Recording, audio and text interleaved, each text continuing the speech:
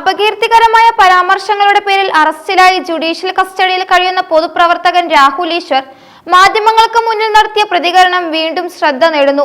നടിയെ ആക്രമിച്ച കേസിൽ നടൻ ദിലീപിന് അനുകൂലമായി കോടതിയിൽ നിന്ന് വന്ന വിധിയുമായി ബന്ധപ്പെട്ട് ദിലീപിന് നീതി കിട്ടിയതിൽ തനിക്ക് സന്തോഷമുണ്ടെന്ന് രാഹുൽ ഈശ്വർ പ്രതികരിച്ചു.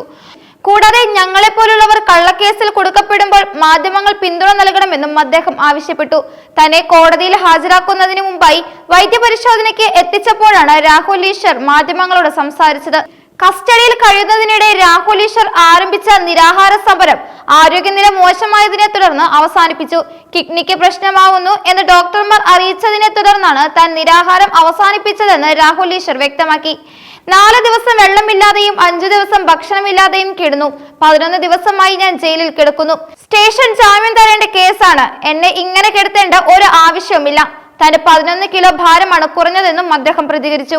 നിലവിൽ തിരുവനന്തപുരം മെഡിക്കൽ കോളേജ് ആശുപത്രി സെല്ലിൽ കഴിയുന്ന രാഹുൽ വിശക്കുന്നുവെന്ന് ഡ്യൂട്ടിയിലുണ്ടായിരുന്ന ഉദ്യോഗസ്ഥരോട് പറയുകയായിരുന്നു. തുടർന്ന് ഉദ്യോഗസ്ഥർ ഭക്ഷണം വാങ്ങി നൽകുകയും 3 ദോശയും ചമ്മന്തിയും കഴിച്ചുകൊണ്ടാണ് അദ്ദേഹം നിരാഹാരം അവസാനിപ്പിക്കുകയും ചെയ്തത്. കോടതി 6-ാം തീയതി ജാമ്യം നിഷേധിച്ചതോടെയാണ് രാഹുലിന്റെ ഈ പിന്മാറ്റം. അപകീർത്തികരമായ പോസ്റ്റുകൾ പിൻവലിക്കാമെന്ന് രാഹുൽ ഈശ്വർ നേരത്തെ കോടതിയിൽ അറിയിച്ചിരുന്നു. തനിക്കെതിരെയുള്ള കേസിൽ താൻ FIR വായിക്കുക മാത്രമാണ് വീഡിയോയിൽ ചെയ്തതെന്നും പരാതിക്കാരിയെ അവഹേളിക്കുന്ന യാതൊന്നും അതിൽ ഇല്ലെന്നും രാഹുലിന്റെ അഭിഭാഷകർ കോടതിയിൽ വാദിച്ചു. പോസ്റ്റ് പിൻവലിക്കണമെന്നും അഭിഭാഷകൻ കോടതിയെ അറിയിച്ചിരുന്നു.